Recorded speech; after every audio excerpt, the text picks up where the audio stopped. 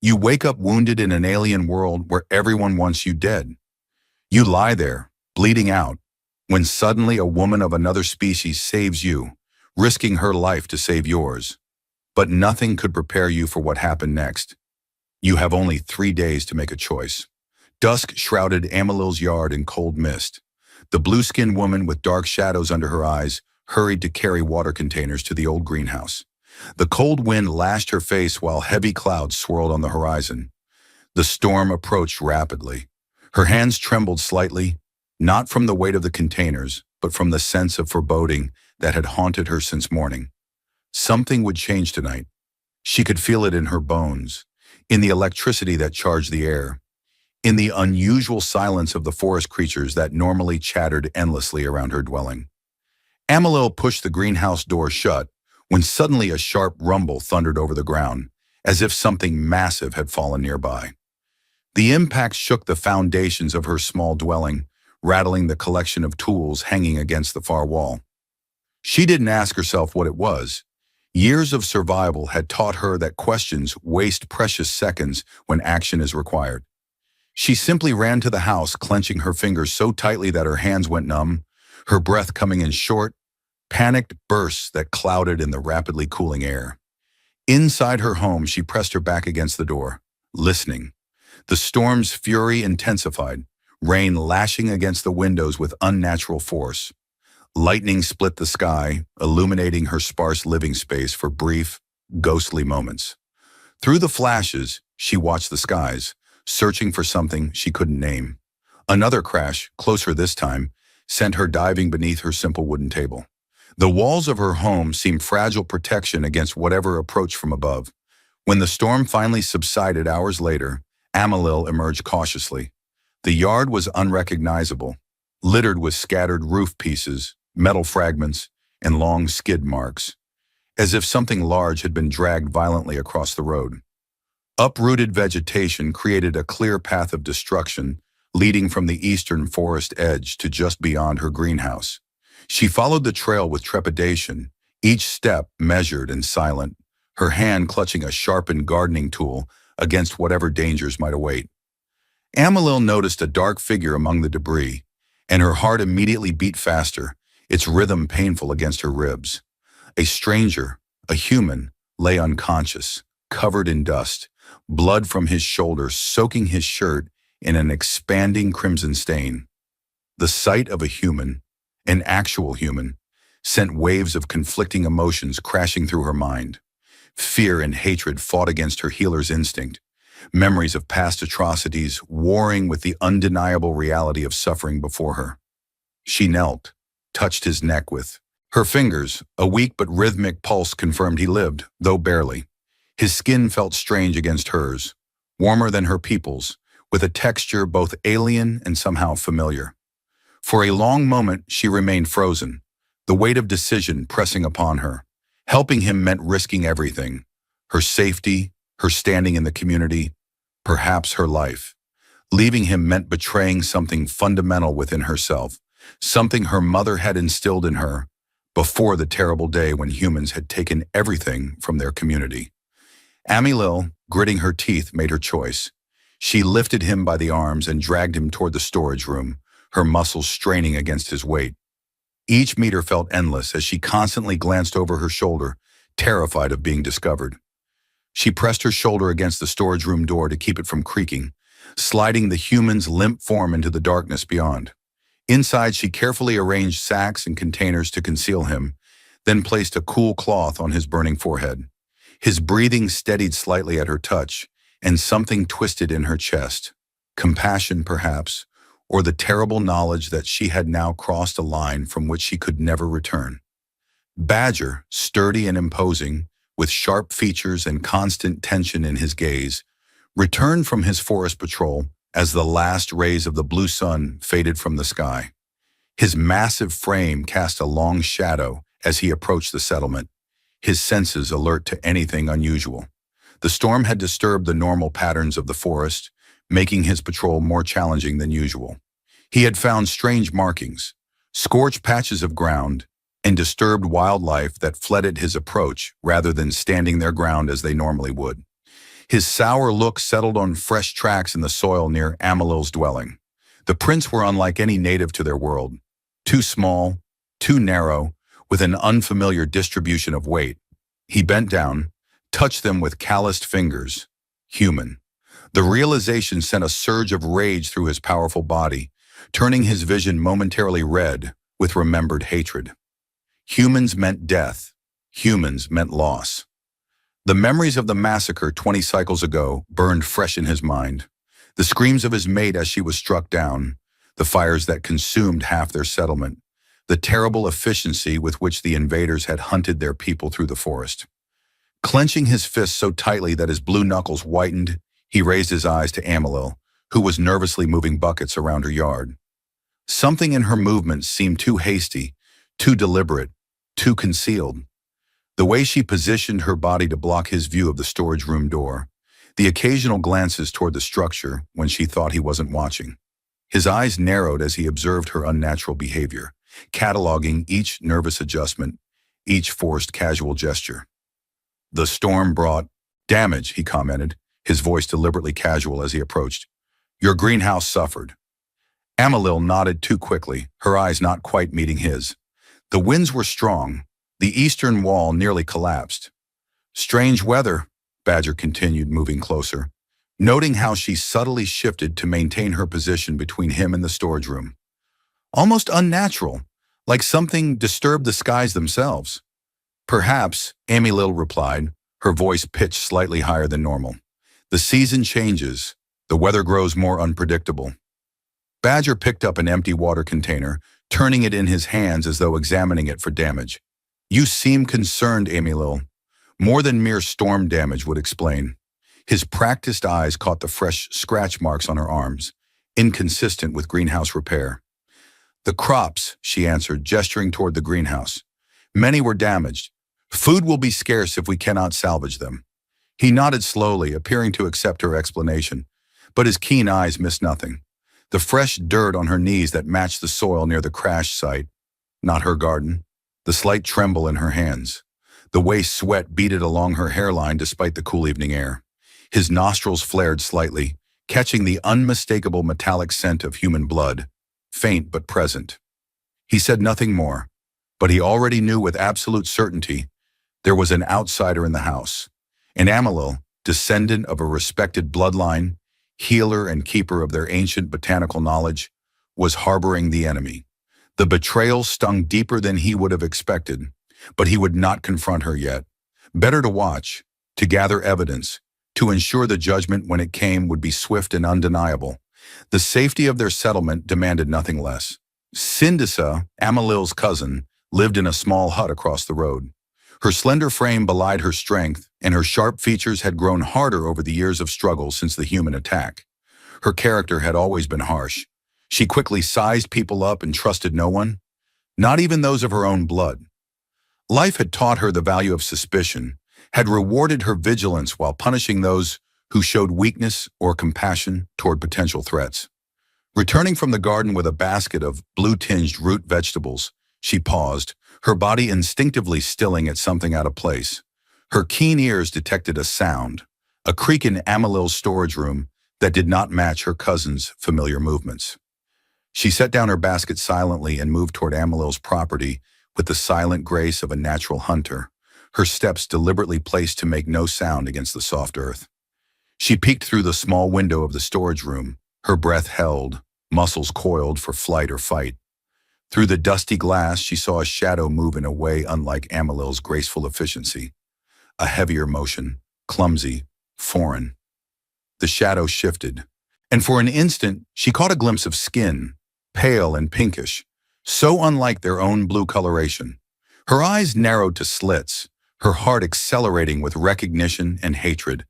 She didn't know who the human was or how they had come to be in her cousin's storage room, but suspicion flared like a spark in dry grass, threatening to consume her reason. Memories flashed unbidden, her brother's body discovered in the forest, arrow wounds puncturing his chest, his eyes still open in permanent shock.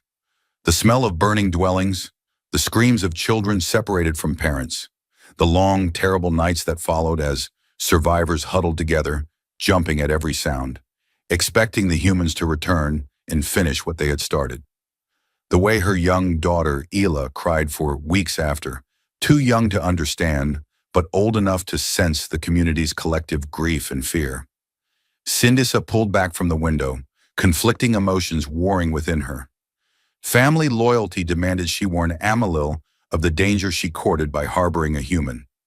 Community safety demanded she alert Badger immediately, condemning her own blood to whatever punishment the settlement council deemed appropriate for such treachery. Personal vengeance whispered that she should enter silently and end the human's life herself, adding one more death to balance the scales of justice.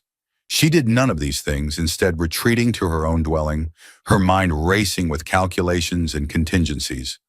Knowledge was power, and she would observe, gather more information before acting. One fact remained certain. Amilil had made a choice that would have consequences for them all. Consequences that might reach far beyond their small community and touch the future of their entire world. In the storage room, the human man regained consciousness gradually, awareness returning in painful increments. First came sensation, throbbing agony radiating from his shoulder, the uncomfortable hardness beneath his back, the dryness of his throat that made each swallow torture. Then sound filtered through, unfamiliar creaks and rustles, the distant howl of wind, the soft breathing of someone nearby. Finally, his eyes opened to dim, filtered light and the blurred outline of a figure standing over him. His entire body ached with the impact of the crash landing, but survival instinct made him listen carefully, assess his surroundings before revealing his consciousness. The figure, Amalil, stood nearby, holding clean bandages and what appeared to be some kind of medicinal paste. Her blue skin initially startled him, though his years of space exploration had prepared him for the diversity of intelligent life throughout the galaxy. What surprised him more was the care with which she approached his injuries, despite the obvious fear in her large, luminous eyes. He flinched involuntarily as she moved closer, trying to rise, but blood loss and trauma brought him down again onto the crates. Beneath him, his vision swam, nausea rising in his throat as the room tilted alarmingly around him. When his sight cleared, he found the blue-skinned woman frozen in place, bandages clutched to her chest, her expression a complex mixture of fear, determination, and something like compassion. "You speak?" she asked in halting, accented language that surprised him with its clarity. How she knew his language was a question for later, if later ever came. He nodded weakly, wincing at the pain the small movement caused. "Yes, thank you for helping me." Her expression remained guarded as she approached again, more cautiously this time. "Be silent. Others nearby. Others who would kill you without hesitation." The severity of his situation became immediately clear. He was injured, stranded on an unfamiliar planet, dependent on the mercy of a being who clearly feared her own people's reaction to his presence. "Why help me then?" he managed to ask as she began cleaning his wound with gentle efficiency. Amalil paused, her eyes meeting his directly for the first time. "Because death comes quickly enough without invitation." She returned to her ministrations, applying the paste to his wound. The substance burned initially before spreading a blessed numbness through his shoulder. "Your ship crashed during storm. Many saw the fire in sky. They will search soon." The mention of his ship brought fragmented memories flooding back. The system failures, the violent entry into the atmosphere, the desperate attempt to control the landing. "My communicator," he began, struggling to sit up. "I need to contact my people. They need to know." "Be still," she commanded, pressing him back with surprising strength. "Badger suspects already. Sindisa watches. If they find you, they kill you." Her gaze intensified, boring into him with desperate urgency. "If they find I helped you, they kill me too." The gravity of her risk struck him with physical force. This stranger had placed herself in mortal danger for him, a human she had no reason to trust her help. "I'm Arthur," he said, feeling an inexplicable need to offer something of himself in return for her sacrifice. She worked silently for a moment before responding. "Amalil," she finally said, the name flowing musically from her lips. "Now rest. Night brings danger, and you must be ready to move." Late that night, a sharp clatter shattered the tense silence that had fallen over Amalil's property. An old metal barrel had fallen or been knocked over, the sound reverberating through the darkness like a warning bell. Arthur, who had been drifting in and out of consciousness, jerked fully awake at the noise, adrenaline temporarily overriding his pain. His hand instinctively reached for a weapon that wasn't there, the muscle memory of a man trained for emergency situations. Amalil's head snapped toward the storage room door, her body tensing like a bowstring. "Stay silent," she whispered urgently, moving toward the entrance. "Whatever happens, make no sound." Outside, Sindisa had emerged from her dwelling with a torch in hand, the flickering light casting sinister shadows across her angular features. She moved with predatory grace toward the source of the disturbance, her free hand resting on the hilt of a bone knife strapped to her waist. Her eyes scanned the darkness, missing nothing, cataloging every detail of the disturbed yard. Behind her, barely visible in the torch's glow, a small blue figure watched from the doorway of Sindisa's hut. Young Ela, curiosity overwhelming her mother's instructions to remain inside. "Amalil!" Sindisa called, her voice carrying clearly through the night. "Are you well? I heard a noise from your direction." Amalil stepped out of the storage room, carefully pulling the door closed behind her. She moved with deliberate casualness, forcing her breathing to remain even despite her pounding heart. "Just the old barrel," she called back, gesturing dismissively. "The ground is still soft from the storm. It must have shifted." Sindisa approached nonetheless, the torch held high, illuminating Amalil's face with unforgiving clarity.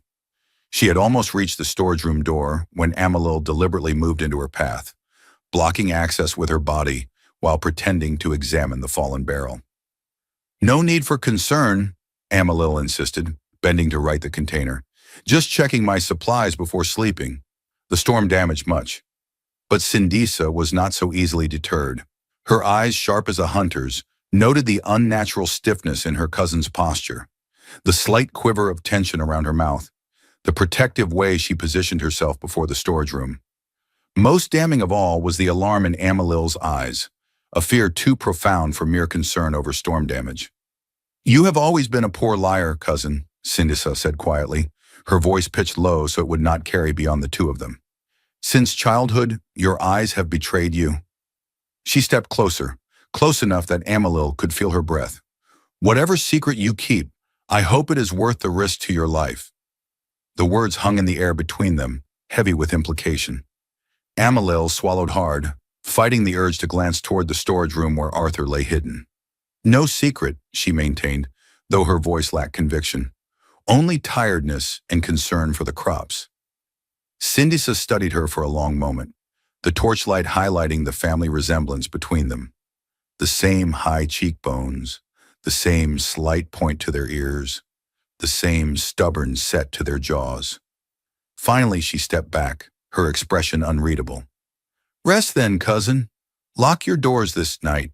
Strange things came with the storm." With those words, pregnant with double meaning, she turned and walked away, the torch's light receding into the darkness. As she retreated, Sindisa hissed a command to Ela, who had crept closer during the confrontation. The child reluctantly followed her mother back to their dwelling, but not before casting one last curious glance toward Amalil's storage room, her young mind alive with questions about what secret might be hidden there. Something in Amalil's behavior had triggered the child's innate curiosity, a trait Sindisa had often lamented as dangerous in a world filled with threats. Amalil remained motionless until Sindisa and Ela had disappeared into their own dwelling. Only then did she release the breath she had been holding, her shoulders sagging with temporary relief. The encounter had been too close, the suspicion in her cousin's eyes too apparent. Time was running out. Badger, sensing the lie in Amalil's behavior, waited until the settlement had fallen silent before making his move. The twin moons cast enough light for his purpose as he stealthily entered her yard, moving with a silence that belied his size. Years of hunting had taught him patience and precision. He would not confront without evidence, would not accuse without certainty, would not strike without absolute justification. Such restraint was what separated his people from the savage humans who had attacked without provocation.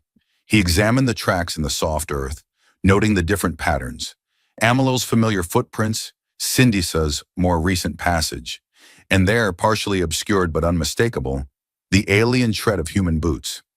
He followed the trail with meticulous care, bent low to the ground, his fingers occasionally touching the soil to confirm what his eyes observed. The human had not moved under their own power, but had been dragged by Amelil, judging from the stride length and depth of her footprints alongside the drag marks. The trail led directly to the storage room, confirming his worst suspicions. Under the window, gleaming black in the moonlight, he found drops of blood. He dipped a finger in the substance, brought it to his nose, copper and salt, the unmistakable scent of human blood. His jaw tensed with righteous anger, muscles bulging along his neck as he struggled to contain his rage. Betrayal cut deeper than he had anticipated. Amelil had been respected in their community, trusted with their health and healing. Her parents had died in the human attack 20 cycles ago, her sister taken, presumably killed. Of all people, she should understand the danger humans represented. Yet here she was, harboring one of the very creatures that had destroyed their peace, murdered their kin, and threatened their existence. He took a heavy stick from the ground, weighing it in his hand as he crawled toward the storage room door. He touched it with the back of his hand, feeling for vibrations, listening for movement. Someone was definitely inside, the soft rhythm of breathing just audible in the night silence. His grip tightened on the makeshift weapon as he prepared to confront the traitor and her dangerous charge. The rush of blood in his ears almost drowning out the sounds of the night. Forest. But something stopped him. Not compassion or doubt, but strategic calculation. If he acted alone, without witnesses, some might question his judgment. Amelil was well liked, her healing skills valued by families throughout the settlement. Better to bring this before the settlement council to let justice be seen by all rather than administered in darkness. Let her face the community she had betrayed. Let her explain why she had endangered them all for a human life. Decision made, he retreated into the shadows to plan his next move. Dawn would bring the reckoning, justice would be served, and the human, the threat, would be eliminated before it could summon others of its kind. 20 cycles ago, they had been unprepared, vulnerable. Never again would humans find such easy prey in his people. Never again would he hold a dying loved one in his arms while invaders destroyed everything he had built. Amelil had not slept, her senses tuned to every sound outside the storage room where she kept vigil beside Arthur. Something in Syndisa's manner, in Badger's earlier scrutiny, warned her that discovery was imminent. They could not wait for morning. With trembling fingers, she checked Arthur's wound. The bleeding had stopped, and the medicinal paste seemed to be fighting infection, but he remained weak, his skin too pale, his breathing too shallow. "Arthur," she whispered, gently shaking him awake. "We must move, now. They are coming." His eyes opened, clearer than before, but still clouded with pain. "What's happening?" "They suspect. They will come soon." She helped him to a sitting position, supporting his weight as dizziness made him sway. "Can you walk?" "I can try," he answered, determination evident despite his weakened state. "Just give me a moment to gather myself." She had prepared during the long hours of her vigil, a small pack with basic supplies, a water container, a crude map scratched onto bark showing a path to temporary safety. She helped Arthur to his feet, letting him lean heavily against her as she guided him toward the back of the storage room to a small door half hidden behind stacked containers. "Step carefully," she instructed, her voice barely audible. "The ground outside is soft. We must leave no clear tracks." Arthur nodded, concentrating on remaining upright despite the pain that lanced through his shoulder with each movement. They emerged into the cool night air, Amelil pausing to listen intently before leading him into the thick bushes behind the greenhouse. The vegetation pressed against them from all sides, branches catching at their clothing, roots threatening to trip them in the darkness. But Amelil moved with the confidence of long familiarity, guiding Arthur through the natural maze toward the forest edge.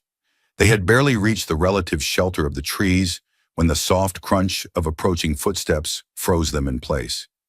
Amelil pulled Arthur down beside her, pressing them both against the rough bark of a massive blue-hued tree.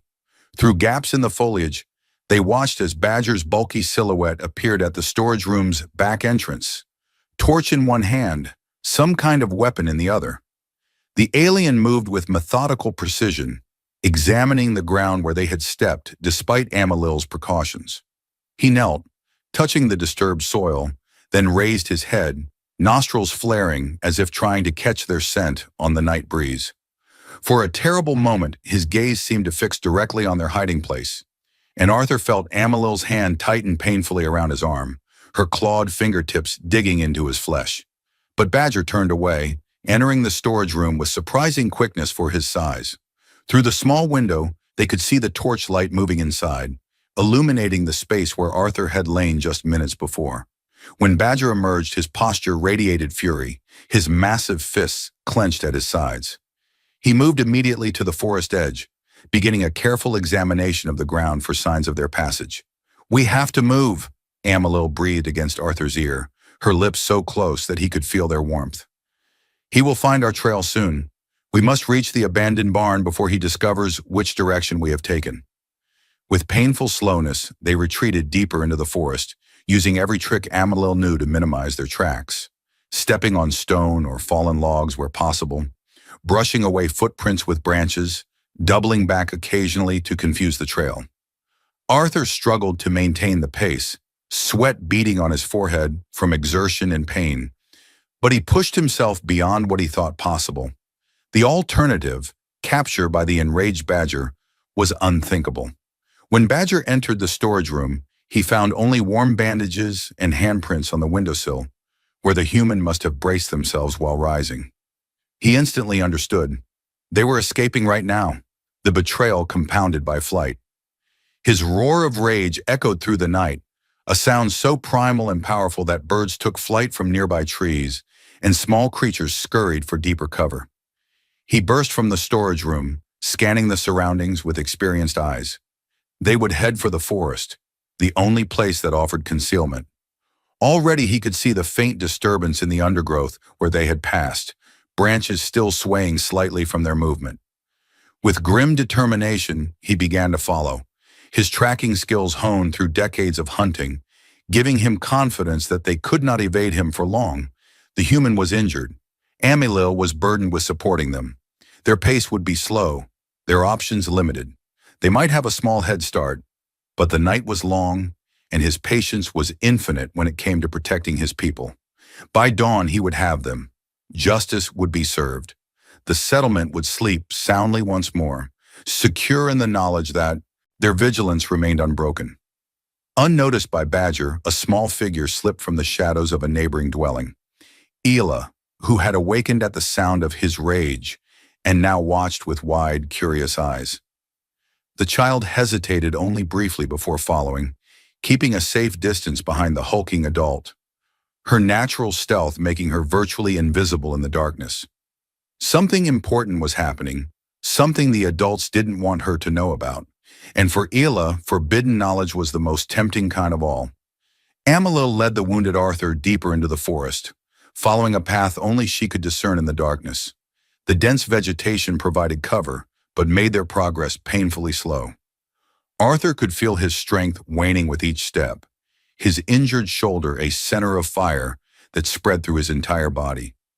Still, he forced himself forward, knowing that stopping meant death, not just for him, but for the blue-skinned woman who had risked everything to help him. "Where are we going?" he managed to ask between labored breaths, his voice barely more than a whisper. "An abandoned barn at the edge of the forest," Amalil replied, adjusting her grip to better support his weight. "No one uses it since the human attack. The settlement believes it to be cursed by the memories of those who died there." Arthur wanted to ask more about this attack that was clearly central to the aliens' hatred of humans, but conserved his breath for the demanding journey. The forest around them was unlike any he had encountered in his years of exploration. The vegetation, a strange, blue-green hue that seemed to absorb what little moonlight filtered through the canopy, casting everything in eerie shadows. Unfamiliar sounds surrounded them, chittering calls from unseen creatures, the rustle of something large moving parallel to their path, keeping just out of sight. After what felt like hours but might have been less, they reached a small clearing. In the center stood a dilapidated structure, the barn Amalil had mentioned. Its roof sagged precariously, holes visible even in the dim light. The walls leaned at unnatural angles, weathered boards creating gaps large enough to see through in places. The entire structure seemed to be held together more by habit than by any structural integrity. "Not much of a hiding place," Arthur commented as Amalil helped him toward the entrance, his voice tinged with doubt and growing exhaustion. "Better than open forest with badger hunting us," she replied grimly. "The ground inside is stone. He will lose our trail here, at least temporarily. We can rest, tend your wound properly." The roof leaked there. The floor was covered with rot and debris, but as Amalil had said, it was the only viable place to hide given their limited options. The man sank to the ground and closed his eyes for a moment, exhaustion claiming him despite the danger. Amalil moved to the entrance, listening intently to the sounds of the night, her entire body tense with the effort of detecting any approaching threat. In the distance, she could hear movement from the direction of the settlement. Badger was walking around the perimeter of her property, his heavy footsteps recognizable even at this distance. With each passing minute, he moved closer to discovering their escape route, closer to following them to this temporary sanctuary. "He will find us by morning," she said softly, returning to Arthur's side. "We cannot stay here long. Once you have rested, we must move again." Arthur forced his eyes open, focusing on her worried face. "Then we need a plan, a better place to hide, or—" he hesitated, "or a way for me to leave without endangering you further." Amalil shook her head emphatically. "You would not survive alone. This world is harsh even for those born to it. The creatures that hunt at night, the poisonous plants, the sudden weather changes, any one of these could kill you before Badger even found your trail." "Better me than both of us," Arthur insisted, his voice stronger as conviction overcame pain. "You've risked too much already. There must be a way for me to reach my crash site, repair my communicator, contact my people. They could extract me far from your settlement." Their conversation was interrupted by a faint sound outside. Not the heavy tread of Badger, but something lighter, more deliberate. Amalil motioned for silence, reaching for a broken piece of wood that could serve as a crude weapon. They waited, tension building with each passing second. As the sound grew closer, unmistakably the careful placement of small feet approaching the barn entrance. Sindisa, who had been following Badger's progress with careful discretion, accidentally noticed barely visible tracks on the damp ground where Amalil and Arthur had passed less than an hour earlier. The trail wasn't obvious. Her cousin had done an admirable job of concealing their passage. But Sindisa's eyes were trained by years of hunting. Small details gave them away. A broken twig here, a displaced stone there, the faintest impression of feet in a patch of softer soil. She stopped, exhaled slowly, and for the first time in a long while felt genuine confusion about the path forward. The trail before her split in two directions, literal and metaphorical. She could continue following, alert Badger to what she had found, and participate in bringing the human and her cousin to judgment. Or she could choose another way. What way, she wasn't yet certain, but something in her resisted the simplicity of betrayal. Deep in her bones, beyond the layers of hardness life had built around her heart, she knew her cousin. Amalil was gentle but not foolish, compassionate but not weak. If she had chosen to risk everything for this human, there must be a reason more compelling than mere softness of character. Amalil had lost as much as any of them in the attack 20 cycles ago. Her parents killed, her sister taken. Her hatred of humans should have been as deeply rooted as Sindisa's own. Yet she had helped this one. Why? The question burned in Sindisa's mind as she stood at the literal and figurative crossroads. Perhaps there was more to understand before judgment could be rendered. Perhaps for the first time in many years, she should trust family bonds over community safety. The conflict within her was profound, the weight of decision almost physically painful as she balanced loyalty against safety, love against fear. Her internal debate was interrupted by the realization that her daughter was missing from their dwelling. Panic surged through her at the discovery. Ela, curious and adventurous beyond her years, had undoubtedly followed either Badger or herself into the forest. The night was dangerous enough for a child without the additional threat of a confrontation between adults. Her decision crystallized instantly. Find Ela first, then deal with Amalil and the human. Decision made, she moved forward along the trail, careful to disturb nothing, to leave no sign of her own passage for Badger to discover. She would find her daughter, ensure her safety. She would find Amalil and the human. She would hear their story. Then, and only then, would she decide their fate. But whatever she decided, she would protect Ela from becoming collateral damage in this dangerous game of secrets and survival. Badger, without hesitation or remorse, followed the tracks into the forest, taking with him an axe he usually kept for chopping firewood. The weapon felt reassuring in his grip, its weight a promise of the justice to come. He moved quickly but methodically, his experienced eyes missing no detail of the trail before him, his mind focused entirely on the hunt. His thoughts were clear and focused. The stranger was dangerous simply by virtue of being human. There should be no humans on his lands, not after what had happened before. And he wouldn't allow Amalil, despite her valued position in their community, to risk everyone's safety for an outsider who represented everything they had fought against for 20 cycles. Memory fueled his determination. The sight of his mate's broken body among the ruins of their former dwelling, the scent of human weapons that had discharged their deadly projectiles into her chest, the sound of her final, gasping breaths as he held her.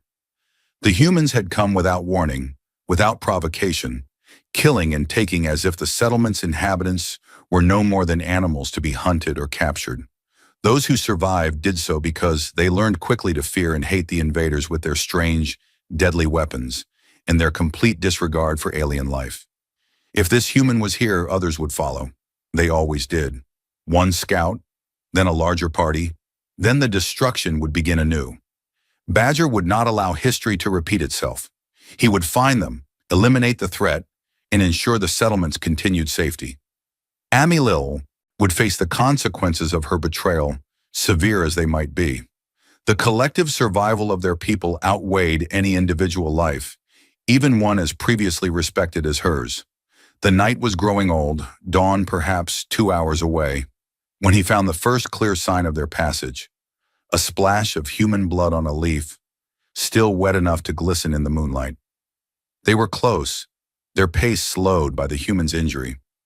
Badger's grip tightened on his axe as he quickened his steps, anticipation building in his massive chest. Soon, very soon, the hunt would end and judgment would be rendered. In the barn, the wounded man began to rise from where he had been resting, grasping the rough wooden beams for support. Each movement sent fresh waves of agony through his injured shoulder, but determination drove him forward. His face was haggard from pain and exhaustion, but his eyes burned with resolute purpose. He knew with absolute certainty, if he didn't face the coming danger, Amalil would suffer for her compassion. He couldn't allow that, not after everything she had risked for a stranger from the stars. Gripping an old wooden board, the best weapon the deteriorating barn offered, he prepared for the confrontation he knew was inevitable. His body protested against every movement, muscles trembling with fatigue, wound throbbing in time with his accelerated heartbeat. But somewhere beyond the pain, he found a reservoir of strength he hadn't known he possessed. Perhaps born from the simple human determination to survive, or perhaps from something newer and less selfish. The desire to protect someone who had shown him kindness when it would have been easier to let him die. "What are you doing?" Amalil demanded, seeing him struggle to his feet. "You need to rest. Conserve your strength for when Badger finds us," Arthur finished for her. "He's coming, Amalil. We both know it. And when he does, I won't hide behind you." "You can barely stand," she argued, moving to support him as he swayed dangerously, her cool hands steadying against his fevered skin. "I've been in worse situations," he lied, forcing a confidence into his voice that he didn't feel. "Space exploration isn't exactly a safe career choice. My training prepared me for emergencies." A noise outside silenced their exchange. The unmistakable sound of approaching footsteps, heavy and purposeful. Badger had found them faster than anticipated. Arthur positioned himself facing the entrance, the board held before him like a shield. Amalil stood slightly behind him, her own makeshift weapon clutched in trembling hands, her heart pounding so loudly she was certain Badger could hear it even from outside. The door burst inward with explosive force, torn from its rusted hinges by Badger's powerful assault. The alien filled the doorframe, his massive silhouette outlined against the fading night sky, axe raised for the attack. But Arthur was ready, anticipating the charge. The board, in his hands, connected solidly with Badger's forearm as the larger being lunged forward, the impact temporarily deflecting the axe's deadly path. Badger roared in pain and surprise, clearly not expecting resistance from the injured human. Arthur used the momentary advantage to duck beneath Badger's reach, striking again at the alien's midsection. But his weakened state betrayed him. The blow lacked the force necessary to seriously impede his larger opponent. Badger recovered quickly, swinging the axe in a wide arc that Arthur barely managed to evade, the blade passing close enough to his face that he felt the displacement of air. "Stop!" Amalil cried, trying to intervene, but Badger shoved her aside with his free arm, sending her sprawling against the barn wall. The impact knocked the breath from her lungs, leaving her momentarily stunned. The sight of Amalil's struck ignited something primal in Arthur's chest, a burning rage that temporarily overshadowed his pain. He charged forward with renewed vigor, catching Badger off guard with his sudden aggression. They grappled in the center of the barn, each seeking advantage, their struggle illuminated by the first pale hints of dawn filtering through the broken roof. Their fight was brief but vicious, conducted without unnecessary words or posturing. Badger had size and strength, but Arthur fought with the desperate energy of a man with nothing to lose. He dodged another axe swing, the blade embedding itself in a wooden support beam. Seizing the opportunity, Arthur crashed his full weight against Badger, temporarily unbalancing the larger alien. The collision sent fresh waves of agony through his injured shoulder, but adrenaline allowed him to push through the pain. With a final surge of strength, Arthur managed to wrench the axe from Badger's grip, the weapon clattering to the ground between them. But the effort cost him what little energy remained. He collapsed to his knees, then fell forward onto the dirt floor, consciousness flickering at the edges of his vision. Badger loomed over him, victory evident in his stance as he reached down to retrieve his weapon, murder in his eyes. "No more running, human," he growled, raising the axe for the killing blow, the muscles in his arms bunching with deadly purpose. At that crucial moment, a figure burst through the doorway, Sindisa, her slender frame moving with the fluid grace of a natural predator. She positioned herself directly between Badger and the fallen human, her stance wide, hands empty but held before her in clear warning. Behind her, barely visible in the growing light of dawn, stood a small blue child, Ela, her eyes wide with a mixture of fear and fascination. "Stand aside, Sindisa," Badger commanded, axe still raised. "This does not concern you or your child. Take Ela and return to the settlement. This is settlement business." "It concerns all of us," she replied, her voice steady despite the obvious danger of her position. "What happens here will shape our future."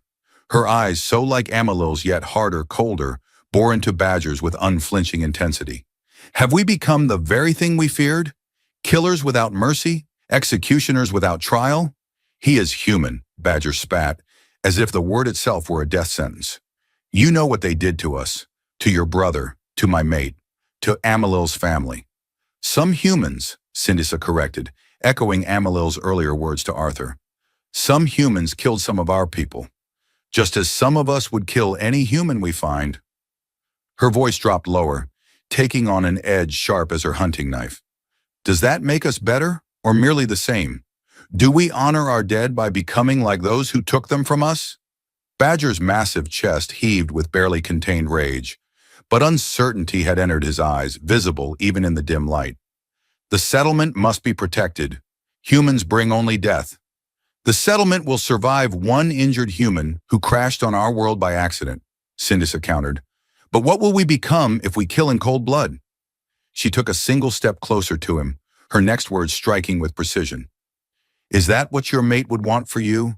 To become a creature of hatred, defined by vengeance rather than the justice she believed in? Is that the example we should set for our young?"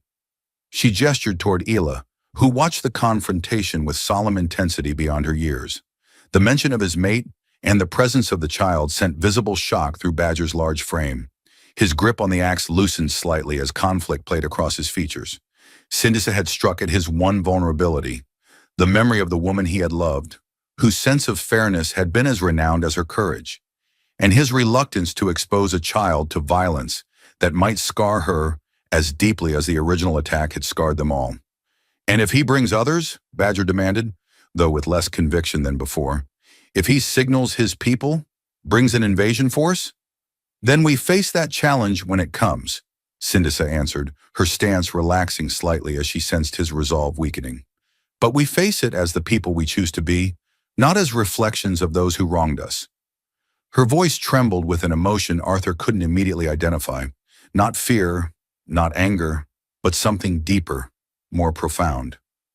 She gave Badger a look that held more truth than all their arguments over the years, her expression laid bare in the growing dawn light. "Amalil does not do this out of weakness or naivety. She saves a life because that is who she chooses to remain, despite everything we have suffered. And if you kill this human, you kill the last remnants of trust between us all. You destroy what makes us worth saving." Ela moved forward then, slipping past her mother despite Sindisa's attempt to hold her back.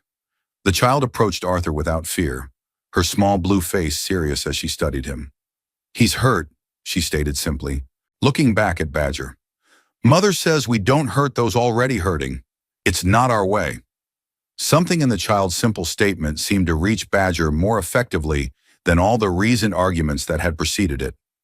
His gaze moved from Ela to Sindisa, then to Amalil, who had risen to stand unsteadily, and finally to Arthur, still prostrate on the ground, but conscious enough to meet the alien's eyes with unwavering determination. Something shifted in Badger's expression, not forgiveness or acceptance, but perhaps the first crack in the wall of hatred he had built around himself since the attack. He lowered his shoulders, the axe dropping to his side as he stared at the wounded human with an unreadable expression. Without a word, he turned and walked away, his massive form disappearing into the brightening forest beyond the barn door. The tension that had held them all rigid dissolved suddenly, leaving Amalil weak-kneed with relief. She rushed to Arthur's side, helping him into a sitting position, examining his wound for fresh bleeding. The confrontation had reopened it partially, blood seeping through the crude bandage. Ela watched with obvious fascination as Amalil began to clean and rebind the injury, her small face intent on each movement of the healer's hands. "Why did you help us?" Amalil asked her cousin, genuine bewilderment in her voice, her hands never stopping their careful work on Arthur's shoulder. Sindisa's expression remained guarded, but something softened around her eyes. "Because you would have done the same for me once, before everything changed." She moved toward them, kneeling to examine Arthur with clinical detachment. "He needs better treatment than you can provide here. The wound festers. I can smell the infection beginning." "We cannot return to the settlement," Amalil said, despair coloring her words. "Not now. Not after this confrontation. Badger's retreat is temporary at best." "No," Sindisa agreed. "Badger has retreated, but his mind is not changed. He will bring others." She stood, decision crystallizing in her eyes. "There is a place, a cave system in the eastern mountains. Few know of it. You can shelter there while the human heals." Hope bloomed tentatively in Amalil's chest. "You would help us reach it?" "I will show you the way," Sindisa conceded, though reluctance was evident in her tone. "What you do after is your choice. But know this," her voice hardened again. "If the human brings danger to our people, I will find him. And unlike Badger, I will not hesitate. I kill silently, in darkness, without warning. Remember that before you make any decisions that might endanger us." Ela looked up at her mother's words, a strange expression crossing her young face. Not fear, but something like recognition, as if seeing a side of her parent she had always suspected, but never witnessed directly. The child turned to Arthur, studying him with unnerving intensity. "Are you dangerous?" she asked, the directness of childhood cutting through the adult tensions. Arthur, gathering strength enough to speak, addressed her directly. "Not to you," he replied honestly. "Not to anyone who doesn't threaten me. I crashed here by accident. I just want to repair my communicator, contact my ship, go home." Ela nodded as if this confirmed something she had already decided. "You're hungry," she stated rather than asked. I'm hungry too. The non sequitur caught the adults off guard, creating a momentary break in the tension. Sindisa reached into a small pouch at her waist, extracting what appeared to be strips of dried meat. She handed one to her daughter, hesitated, then offered another to Arthur. The gesture, small as it was, carried significant weight. Sharing food was an acceptance, however reluctant, of his status as something more than enemy. "Thank you," Arthur said, accepting the offering with appropriate gravity. The meat was tough and unfamiliar in flavor, but the protein was welcome after the physical exertion of their escape and confrontation. "We leave as soon as he can travel," Sindisa announced, watching her daughter interact with the human with a mixture of concern and curiosity. "The journey to the caves is difficult, but safer than remaining here. Badger knows this location." Amalil nodded agreement, finishing her work on Arthur's shoulder. "A few hours rest, then we move. The infection must be treated properly, or he won't survive regardless of Badger's intentions." Ela, having finished her food, moved closer to Arthur, her childish curiosity overriding caution. "What are the stars like?" she asked unexpectedly. "Up close? Mother says you came from the stars." Arthur felt Sindisa tense at the question, but he kept his response simple, non-threatening. "They're beautiful," he told the child. "Each one different. Some hot and blue, others cool and red. Some with planets like yours, others standing alone. Can I see them someday?" Ela pressed, her eyes wide with wonder. "The stars up close?" Before Arthur could answer, Sindisa intervened. "That's enough questions, Ela. The human needs rest." She drew her daughter away, but not before the child had slipped something into Arthur's hand. A small, polished blue stone, worn smooth by water. A child's treasure, freely given. As Sindisa and Ela moved to the barn entrance to keep watch, Arthur closed his fingers around the stone, touched by the gesture. He looked at Amalil, who had observed the exchange with an unreadable expression. "Your cousin's daughter is remarkable," he said quietly. "Unafraid, curious." "Too curious," Amalil replied, though fondness tinged her words. Sindisa worries for her future. A questioning mind is both blessing and danger in our world since the attack. "And before the attack?" Arthur asked, seeking to understand more about these people who had become so central to his survival. Amalil's expression grew distant with memory. "Before, we were different. Explorers, ourselves in our way, seekers of knowledge. The settlement was built on principles of discovery and learning." She glanced toward Sindisa and Ela. "Ela has her grandfather's spirit, my uncle, Sindisa's father. He was a scientist, a student of this world's ecosystems. The humans killed him first when they came." The revelation landed heavily, adding context to the complex reactions his presence had provoked. These people had not always been defined by fear and suspicion. The attack had transformed them, reshaping their society around the trauma they had experienced. Arthur found himself wondering about the humans responsible. What had motivated them? What they had sought on this world? Why they had resorted to violence against a clearly intelligent and potentially peaceful species? "I'm sorry," he said, the words inadequate but sincere, "for what was done to your people." Amalil studied him, her alien features revealing surprisingly human emotion. "You did not do it," she responded finally, "yet you bear the burden of their actions, just as we bear the burden of our response." She checked his bandage one final time, her touch gentle. "Rest now. The journey ahead requires strength we must all gather." Arthur settled back, closing his eyes as exhaustion claimed him. The small blue stone remained clutched in his hand, a tangible reminder that even in the darkest circumstances, innocence and curiosity could survive. As he drifted towards sleep, he found himself hoping that Ela would indeed see the stars up close someday, under circumstances far different from those that had brought him to her world. The journey to the eastern mountains tested the limits of Arthur's endurance. Despite the few hours of rest in the barn, his condition had deteriorated, infection spreading through his system, causing fever and chills that made each step an exercise in determination. Amalil supported him physically, while Sindisa led the way with Ela close beside her, the child's natural energy subdued by the gravity of their situation. They traveled through dense forest, avoiding open areas where they might be spotted. The twin suns of this world beat down with merciless intensity during the day, their combined heat sapping what little strength Arthur had managed to recover. By mid-afternoon, they had reached the foothills of the eastern mountains, the landscape transformed into a maze of stone formations and narrow ravines. Vegetation grew sparse here, offering less concealment but also making pursuit more difficult, as the hard ground would hold no tracks for Badger and his hunting party to follow. "Not far now," Sindisa announced, her voice pitched low despite the apparent isolation of their position. "The cave system lies beyond the next ridge." Arthur nodded weakly, no longer trusting his voice. His vision had begun to blur at the edges, reality occasionally fragmenting into disconnected images.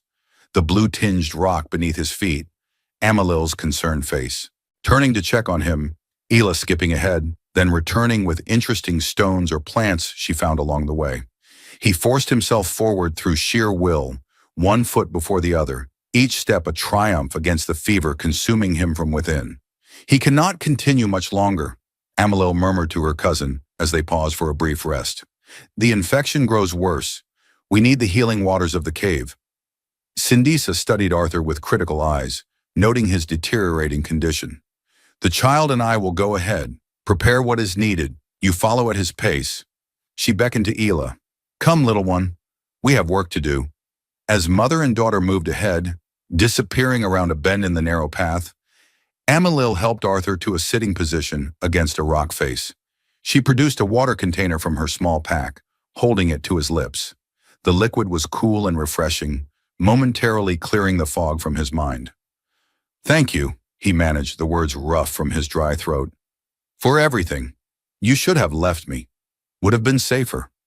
"Safer is not always better," Amalil replied, checking his temperature with a hand to his forehead.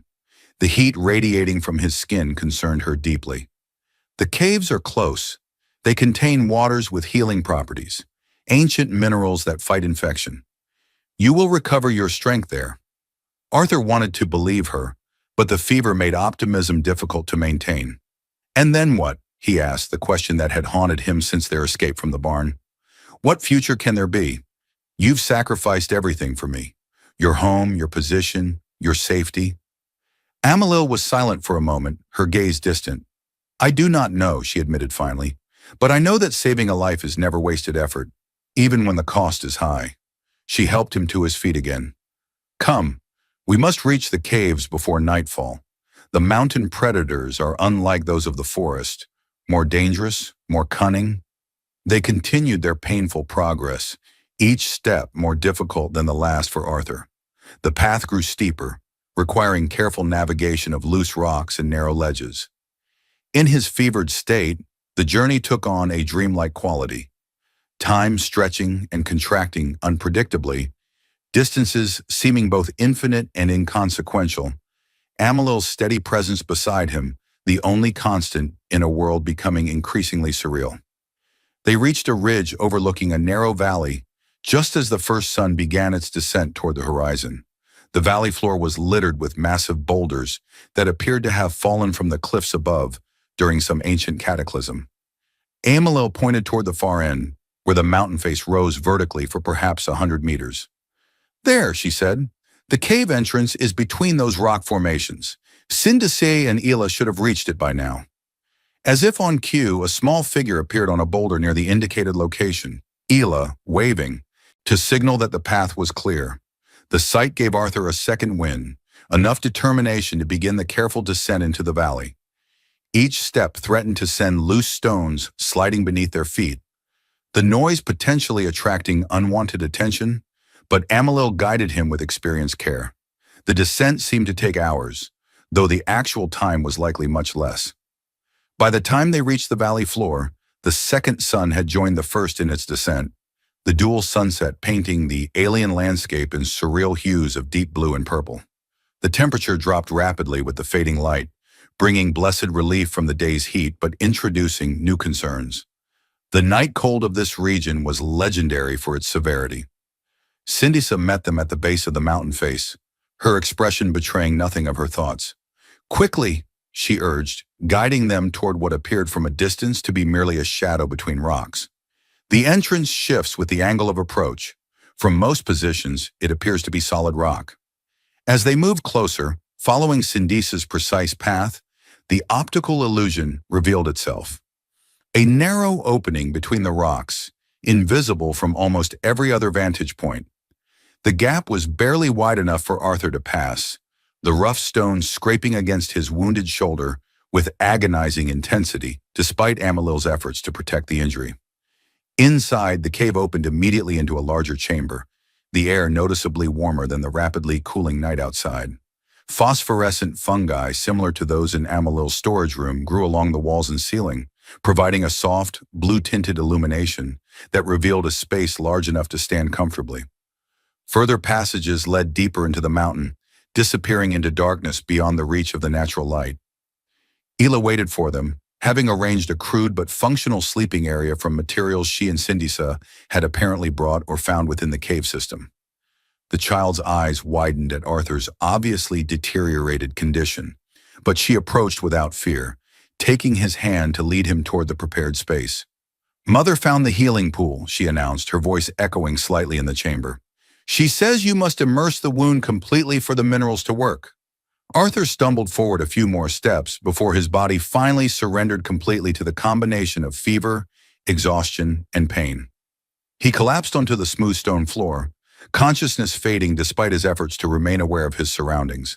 The last thing he saw before darkness claimed him was Amalil's concerned face bending over him, her blue features somehow both alien and intimately familiar, her cool hand against his burning forehead, offering momentary comfort against the fire consuming him from within.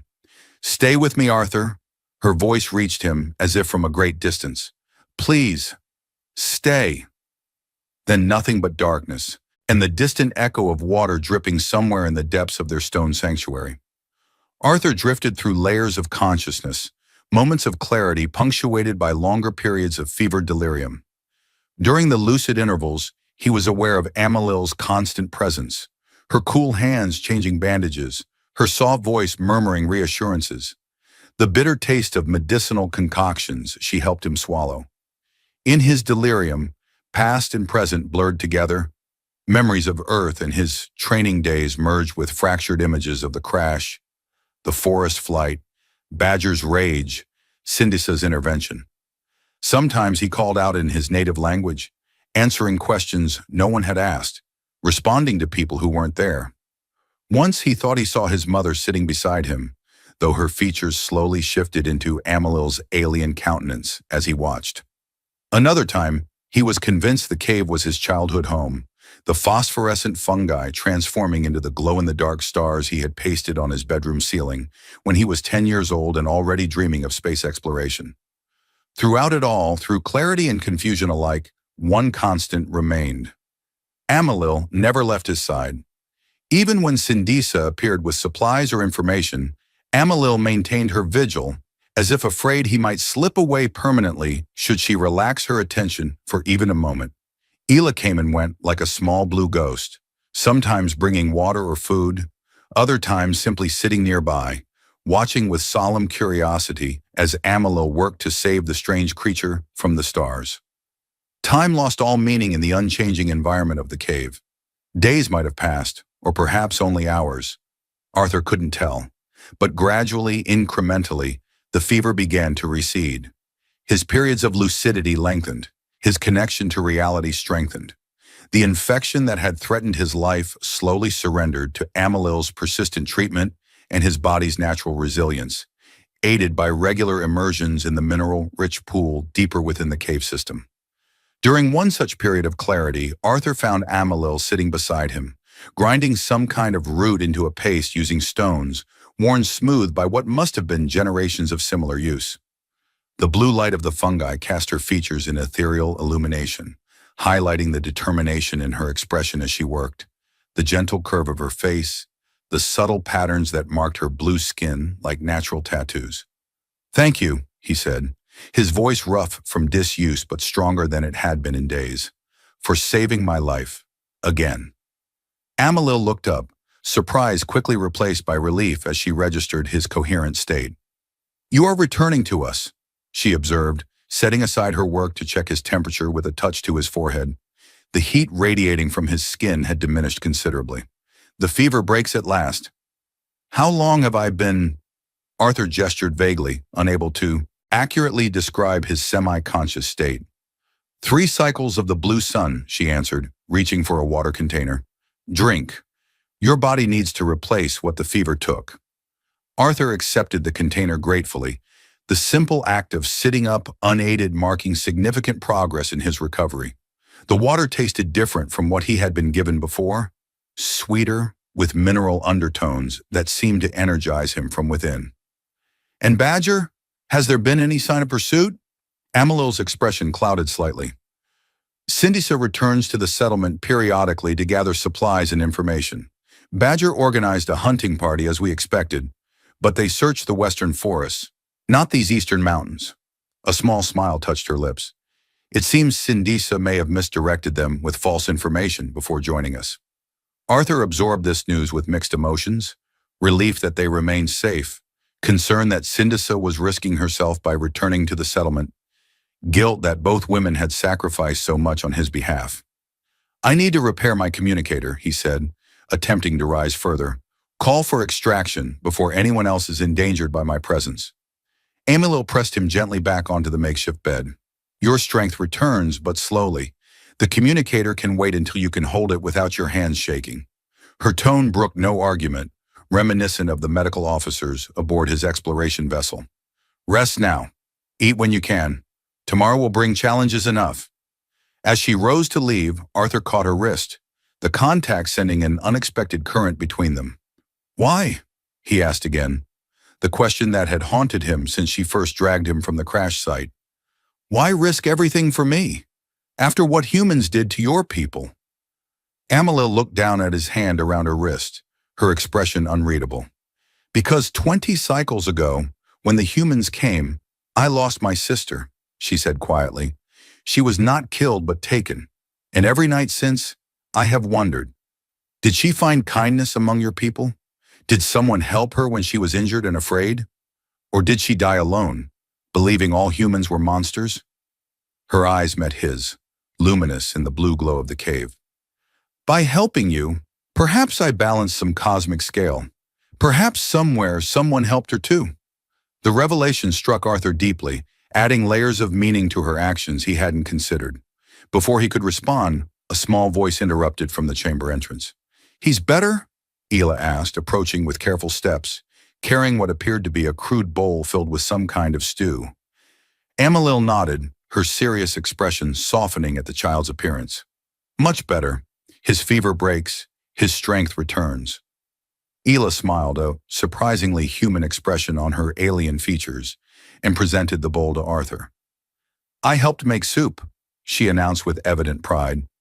Mother says food heals the body, when medicine heals the blood. Arthur accepted the offering, touched by the child's care. The soup was unfamiliar but aromatic, containing what appeared to be native fungi and root vegetables in a rich broth. Thank you, Ela, he said sincerely. It smells wonderful. The child beamed at his praise, settling cross-legged beside his bed to watch him eat. Her natural curiosity seemed boundless, her eyes tracking his every movement, as if studying a fascinating new species, which Arthur supposed was exactly what he was to her.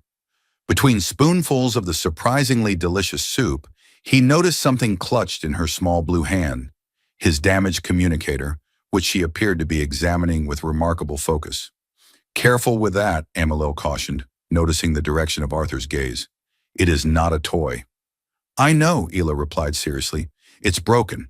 I can see the damaged connections here and here. She pointed to specific components with surprising accuracy. The power source is intact, but the transmission array is misaligned.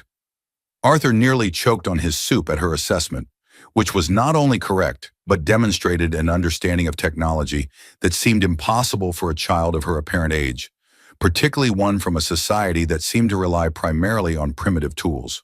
How do you know that? He asked, unable to mask his surprise. Ela shrugged, the gesture disarmingly casual. I see how things fit together. Always have. She turned the device over in her hands, examining it from different angles. I could help fix it. I know where similar parts might be found. Ela, Amilil interjected, her tone carrying a warning. Those are dangerous places. You must not— I wouldn't go alone, the child assured her quickly. But the sky ship that brought him here has pieces that would work. I've seen them. Arthur exchanged a startled glance with Amilil. You've been to my crash site. Ela nodded enthusiastically. Many times. Badger's hunters don't see me. I'm small. I move quietly. Mother taught me how. Her expression grew more serious. They took many things from your ship, but they missed the small pieces. The important pieces. Sindisa appeared in the chamber entrance, her timing suggesting she had been listening to the conversation. Ela, she said sharply, what have you done? The child looked at her mother without fear or guilt. Nothing wrong.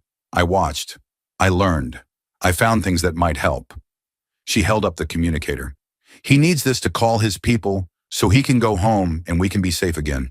I can help fix it. Sindisa moved forward, her expression a complex mixture of concern, pride, and resignation. My daughter has always been different, she explained to Arthur, though her eyes remained on Ela. She sees patterns others miss, understands systems with an intuition that defies explanation. A note of sadness entered her voice. In the old days, before the attack, such gifts were celebrated, nurtured. Now they mark her as different, potentially dangerous in a community built on conformity and caution. Ela seemed unconcerned by her mother's assessment, still focused on the communicator. The power coupling needs realignment and the signal amplifier is cracked, she continued, as if discussing the weather rather than complex technology. But I know where similar components can be found. The sky ship had many such pieces. Arthur looked to Amilil, uncertain how to respond to this unexpected development. She appeared equally surprised by Ela's knowledge, but not by her confidence or determination. Sindisa, Amilil addressed her cousin directly, is what she says possible? Has she truly found components that might repair Arthur's communicator? Sindisa sighed deeply, resignation evident in every line of her body. Yes, she has been collecting strange objects for cycles now. I thought them mere curiosities, trinkets that caught her attention. Now I see they were parts, components, pieces of a puzzle her mind was already assembling. She looked at her daughter with a mixture of concern and pride. Her father was the same. Before the humans took him, he could see connections invisible to others. The revelation that Ela's father had been among those captured during the attack added yet another layer to the complex web of relationships and motivations surrounding Arthur's presence. The child had lost her father to humans, yet here she was, eagerly helping a human return home. The contradiction spoke volumes about her character and the influence of her mother and Amilil in shaping her understanding of individual responsibility versus collective blame. If what Ela says is true, Arthur said carefully, and the components she's found could repair my communicator, I might be able to contact my ship, arrange extraction far from your settlement, end this situation before anyone else is endangered. And if your people decide to investigate further, Sindisa challenged, if they discover our settlement despite your best intentions, I would provide coordinates well away from any populated area, Arthur assured her, and my people aren't like those who attacked you. We're explorers, cartographers. We document new worlds. We don't conquer them. So you say, Sindisa replied, skepticism evident in her tone. Yet how can we know the truth until it is too late to protect ourselves? Ela looked up from the communicator, her young face solemn. I believe him, she stated with childish certainty. His eyes don't hide lies like badgers do when he speaks of the humans. The simple observation, delivered with complete conviction, created a moment of silence in the chamber. Sindisa studied her daughter, then Arthur, her internal conflict visible in her expression. Finally, she sighed, a sound of capitulation rather than agreement. Show him what you have found, Ela. Let him determine if the parts might serve. But know this, human. Her gaze hardened as it returned to Arthur. If your communicator brings danger to my child or our people, no cave system in these mountains will hide you from my vengeance. With that declaration hanging in the air, she gestured for Ela to proceed. The child needed no further encouragement. darting deeper into the cave system and returning moments later with a small container fashioned from woven fibers. Inside, nestled among soft moss, lay an assortment of electronic components, some recognizably from Arthur's vessel, others of unknown origin. He examined them with growing amazement and hope, identifying several that might indeed serve to repair the critical functions of his damaged communicator. "These are perfect," he told Ela, genuine gratitude in his voice. "How did you know which parts to take?" The child shrugged, the gesture disarmingly casual given the importance of her collection. They looked important, complex, different from the simpler parts around them. She pointed to a particular component. "This one glowed faintly when I found it. I thought it must be special." Arthur recognized the component as a quantum frequency modulator, a key element for long-range communication. "It is special," he confirmed, "and extremely valuable for repairing my communicator." He looked up at Sindisa, including her in his gratitude. "Your daughter may have saved all our lives with her collection." Sindisa's expression remained guarded, but some of the tension had left her posture. "Then repair your device, contact your people, arrange your departure. The sooner this situation resolves, the sooner our lives can return to what passes for normal." As she turned to leave, Amalil called after her. "And what of us, cousin? What becomes of Ela and you once Arthur is gone? You know Badger will not simply forget your involvement." Sindisa paused but did not turn back. "That is a concern for after the human leaves. One crisis at a time, Amalil. One crisis at a time." With those words, she disappeared down one of the many passages leading deeper into the cave system, leaving them with the implication that their problems would not end with Arthur's departure. Ela remained, her attention divided between Arthur and the communicator parts. "Can you fix it now?" she asked eagerly. "Can I watch? Can I help?" Despite the gravity of the situation, Arthur found himself smiling at her enthusiasm. "Yes to all three," he answered. "But first I need to finish this excellent soup you brought me. A mechanic needs strength for delicate work." The child beamed at his response, settling beside him to wait with poorly concealed impatience as he consumed the remainder of the soup. Amalil watched them both, her expression thoughtful, perhaps considering what future awaited them all once the immediate crisis had passed.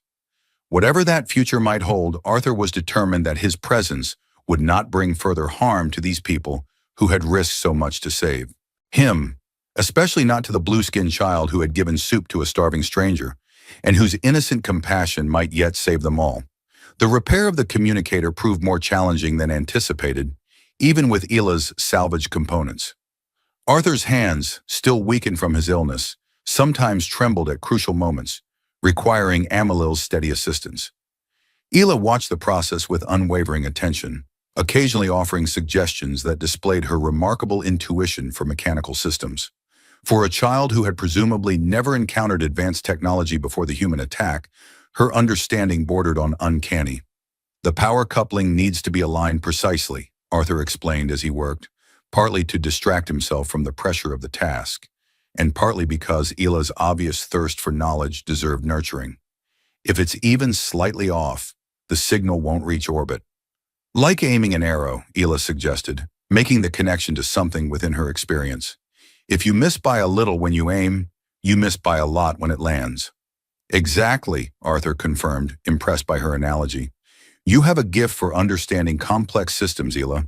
On my world, you might become an engineer or scientist." The child's eyes widened at the suggestion. "There are places where people learn such things? Where they are allowed to build and discover?" The question carried a poignancy that struck Arthur deeply.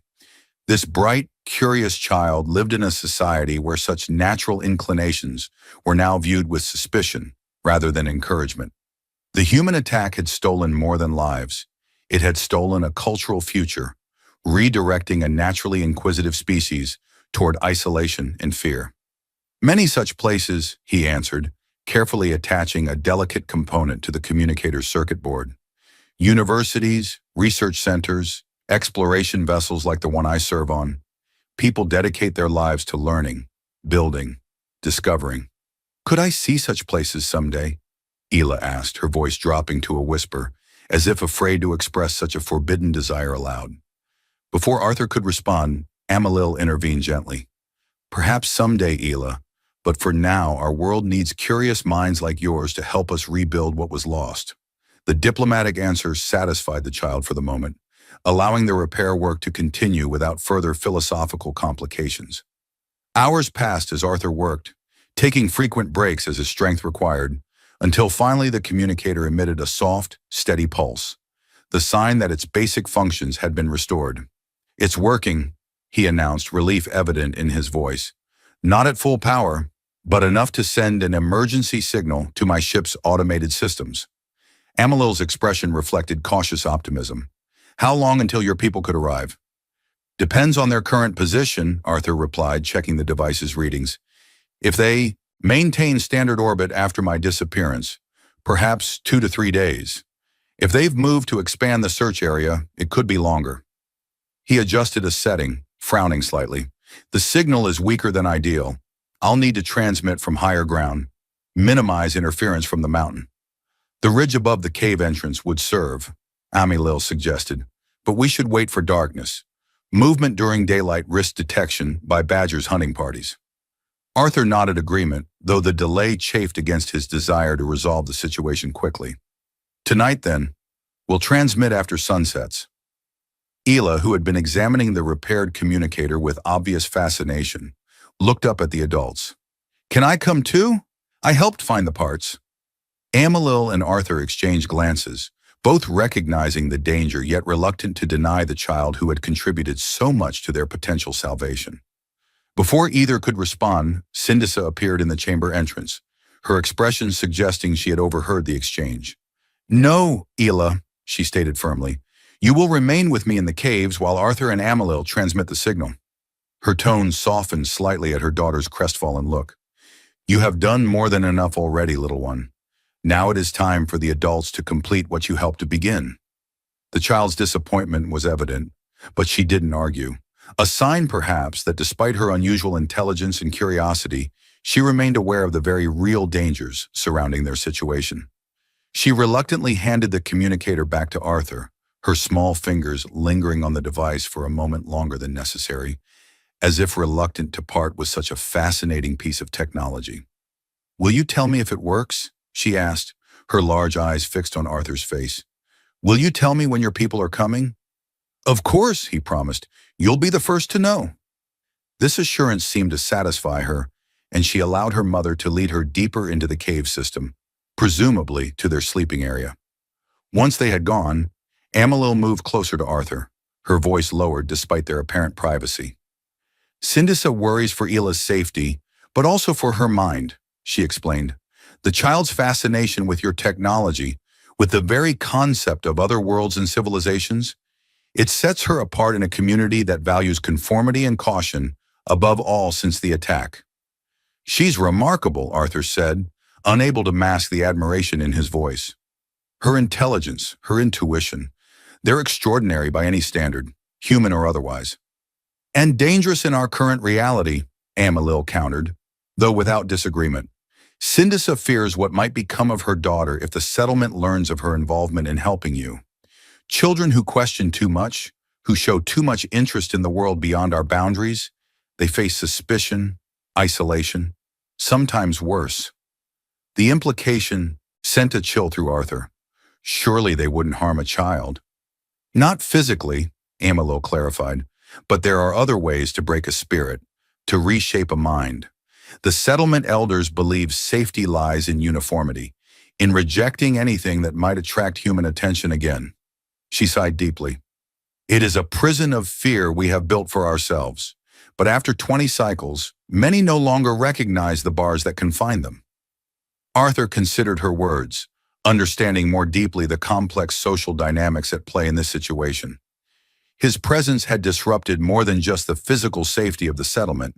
It had challenged the very foundations of the post-attack social order. Amalil, Sindisa, and even young Ela were not merely risking their lives by helping him. They were committing a form of cultural rebellion. "All the more reason to complete this quickly," he said, checking the communicator's power levels.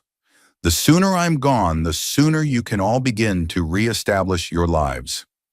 Amalil's expression suggested she wasn't convinced things would resolve so neatly, but she nodded agreement. Rest while you can. The climb to the ridge will test your recovered strength. I'll wake you when it's time. Hours later, after both suns had set and darkness had fallen over the mountain landscape, Amalil gently roused Arthur from sleep. He awakened immediately, the habits of a space explorer accustomed to emergency situations serving him well. The communicator was secure in his pocket, its presence a tangible reminder of their purpose. They moved through the cave system with only the natural phosphorescence of the fungi to guide them, eventually reaching the narrow entrance. Amalil peered out first, confirming that the valley below lay empty and silent in the moonlight. She gestured for Arthur to follow, and they slipped through the opening into the cool night air.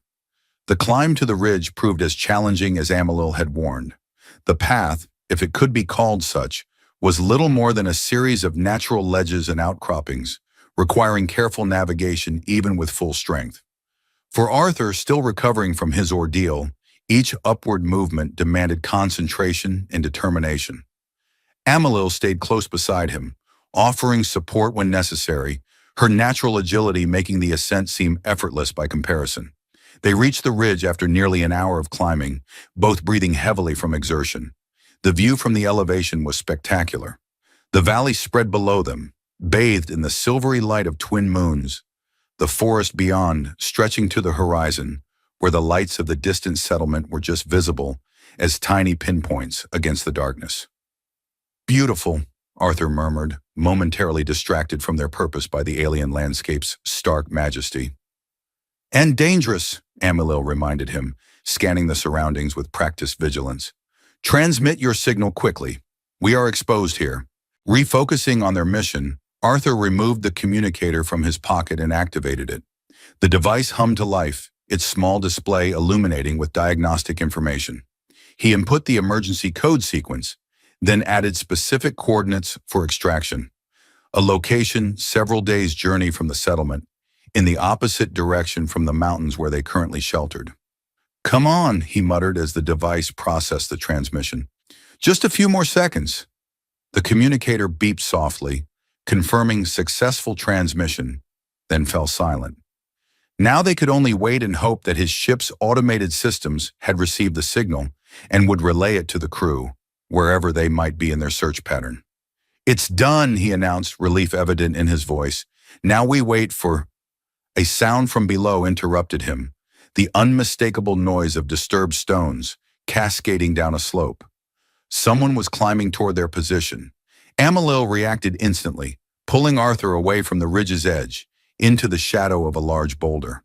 They crouched there, barely breathing, as the sounds grew closer. A figure appeared at the spot they had occupied moments before. Not Badger or one of his hunters, but Ela, her small form silhouetted against the night sky. The child looked around, obviously searching for them, unaware of the danger her presence on the exposed ridge created. Ela! Amalil hissed, just loud enough for the child to hear without projecting the sound further. Over here, quickly! The girl turned toward their hiding place, relief visible in her posture as she hurried to join them behind the boulder. Did it work? She asked eagerly, seemingly unconcerned by the adult's obvious alarm at her appearance. Did you call your people? Yes, Arthur confirmed, keeping his voice low. But what are you doing here? Your mother said you were to stay in the cave. Ela had the grace to look slightly abashed, though not particularly repentant. I wanted to see it work, to see the signal go to the stars. Her expression grew more serious. And I heard something. In the valley, movement. Amalil tensed beside him. What kind of movement? Where? Near the eastern entrance, Ela replied, pointing toward the far end of the valley below. Something large, not an animal, too deliberate. Arthur and Amalil exchanged alarmed glances. Badger? He asked quietly. Possibly, she acknowledged, her expression grim. Or other hunters from the settlement? We need to return to the cave immediately. She turned to Ela, her tone stern despite its hushed volume. You should not have followed us. The danger is real. I know, the child replied, uncharacteristically solemn. But I needed to warn you. The gravity of her statement struck both adults simultaneously. Ela hadn't merely come out of curiosity. She had risked her safety to alert them to potential danger. The realization shifted their perspective from irritation to gratitude in an instant. "Thank you," Arthur said sincerely. "That was brave of you.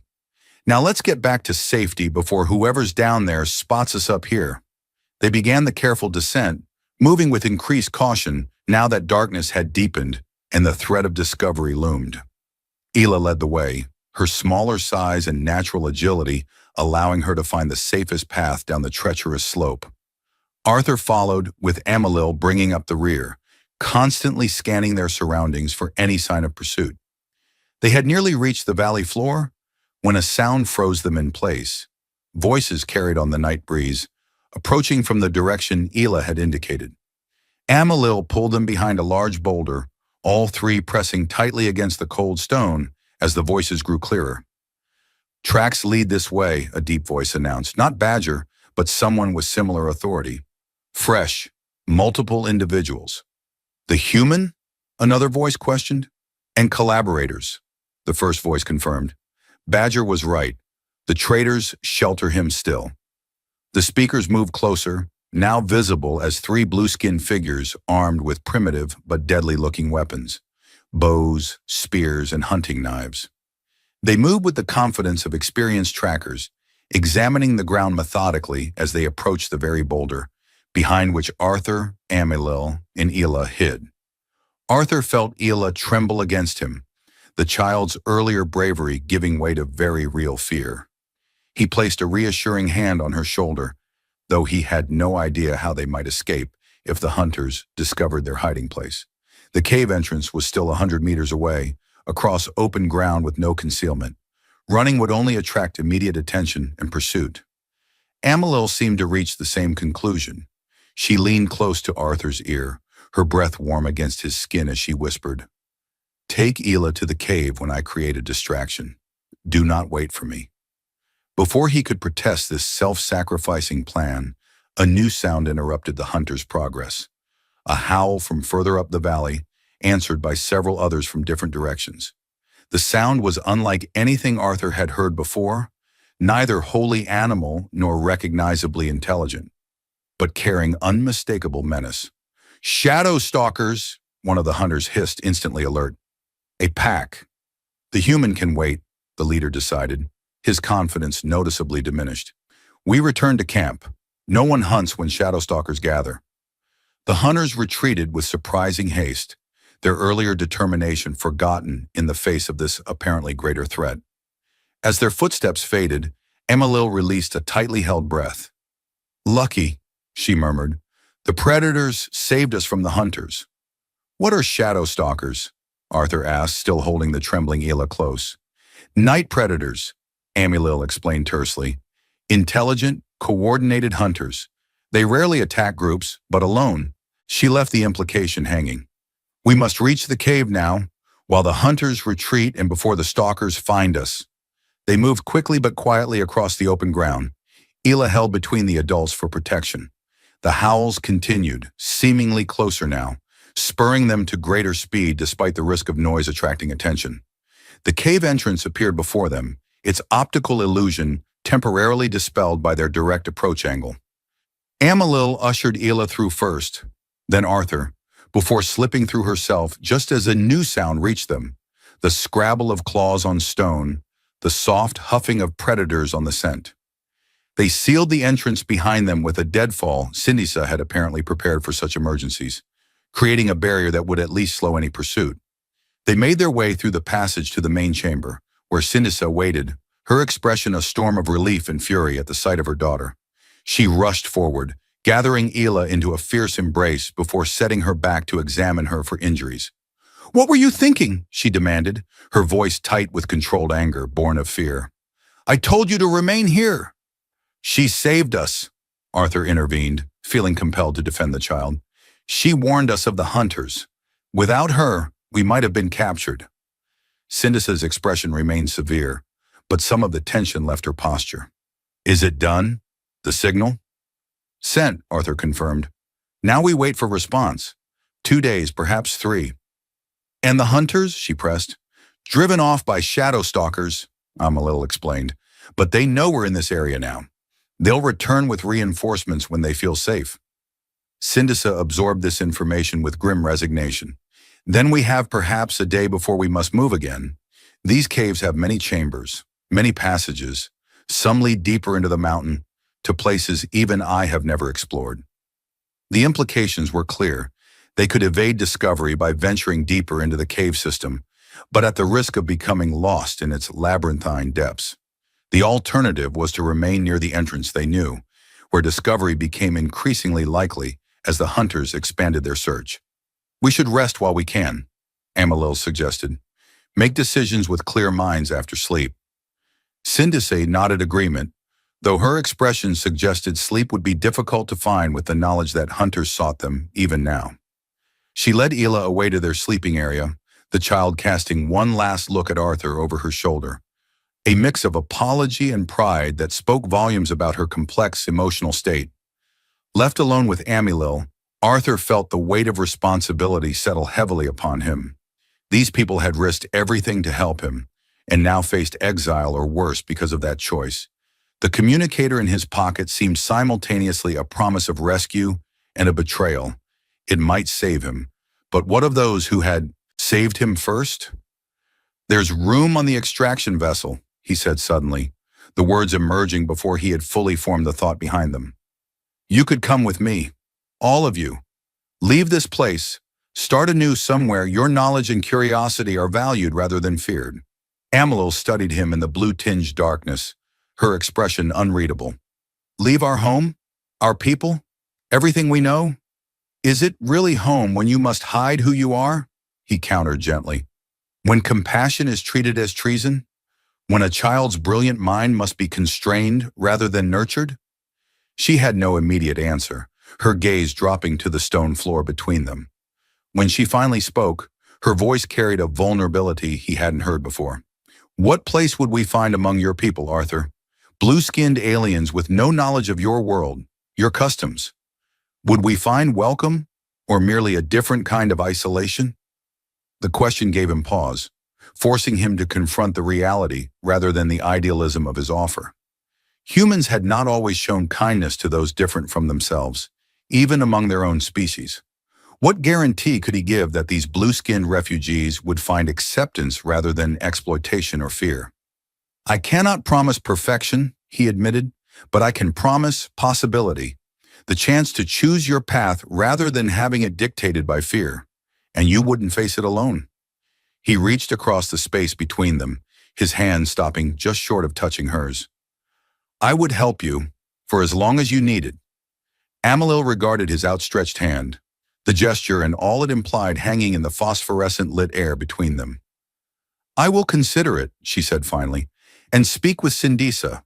Such a decision cannot be made lightly, nor in haste. Arthur nodded, acknowledging the wisdom of her response. Of course, there's time yet before the extraction vessel arrives. As if to contradict his words, the communicator in his pocket emitted a series of soft beeps, an acknowledgement signal. He withdrew it with surprise, checking the display. They've received the transmission, he announced, equal parts relief and concern in his voice. And they're closer than I expected. The extraction vessel will arrive tomorrow at the coordinates I provided. Tomorrow, Amalil echoed, alarm evident in her tone. So soon? They must have already been searching in this sector, Arthur reasoned. It's sooner than anticipated, but ultimately good news. The sooner I'm gone, the sooner the hunters return to their normal patrols. Amalil didn't appear convinced by this optimistic assessment. We should tell Sindisa, she said, rising from her seated position. This changes our timeline considerably. They found Sindisa still awake, watching over a sleeping Ela with the vigilance of a naturally protective parent. She listened to their news with outward calm that didn't quite mask the calculation happening behind her. Tomorrow, she repeated once Arthur had explained. And the extraction point is how far from here? A day's journey southwest, he replied, deliberately distant from both the settlement and these mountains. Sindisa nodded slowly. Then you must leave at first light. The hunters will expect movement under cover of darkness. Daylight travel may actually prove safer, at least initially. Will you come with us? Amalil asked directly, addressing the question that hung unspoken between them. To the extraction point, at least? Cindy's gaze moved to her sleeping daughter, then back to her cousin. What then, Amalil? After he leaves, where do Ela and I go? Back to a settlement that now names us traitor? Into the wilderness to live as outcasts? There was no bitterness in her tone, merely pragmatic assessment of limited options. Arthur cleared his throat, drawing her attention. There's another possibility, he said carefully. You could come with me, all of you. My vessel has room. You could start anew, somewhere your skills are valued, where Ela's mind could develop without constraint. The suggestion clearly caught Cindysa by surprise. She stared at him, searching for deception or ulterior motive. Finding none, her expression shifted to one of cautious consideration. Leave our world? Travel among the stars with the very species that devastated our community 20 cycles ago? She shook her head slowly. You ask much, human. I ask nothing, Arthur corrected gently. I offer an alternative. The choice remains entirely yours. And your people would accept us? Skepticism edged her words. 3 blue aliens suddenly arriving among them? My ship is an exploration vessel, Arthur explained. Its crew is accustomed to encountering new species, new civilizations.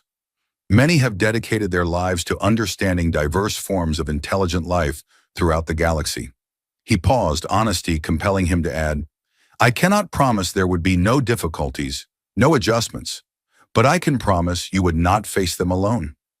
Cindysa fell silent, the gravity of the decision evident in her expression. After a long moment, she looked to her sleeping daughter again.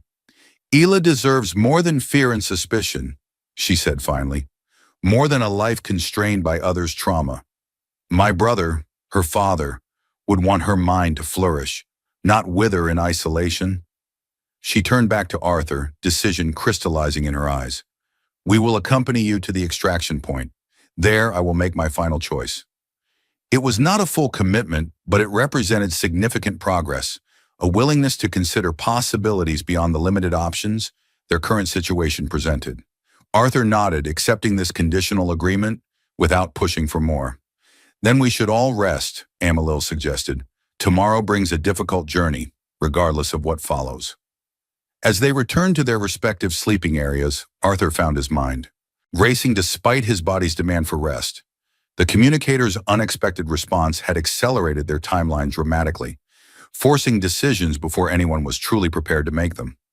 The journey to the extraction point would be dangerous, with Badger's hunters actively searching the region, and beyond that lay the greatest uncertainty, whether Amalil, Cindysa, and Ela would choose to leave with him or remain on their world, facing whatever consequences their actions had earned them. He closed his eyes, attempting to quiet his thoughts enough for sleep to claim him. Whatever tomorrow might bring, one fact remained certain. His presence had irreversibly changed the lives of these blue-skinned beings who had shown him compassion when they had every reason not to. Whether that change ultimately proved blessing or curse remained to be seen, but he was determined that if they chose to accompany him, he would do everything in his power to ensure they found welcome rather than rejection among his people. With that resolution firmly in mind, he finally surrendered to exhaustion, his dreams filled with blue skin and stars, and the uncertain path that lay ahead for them all.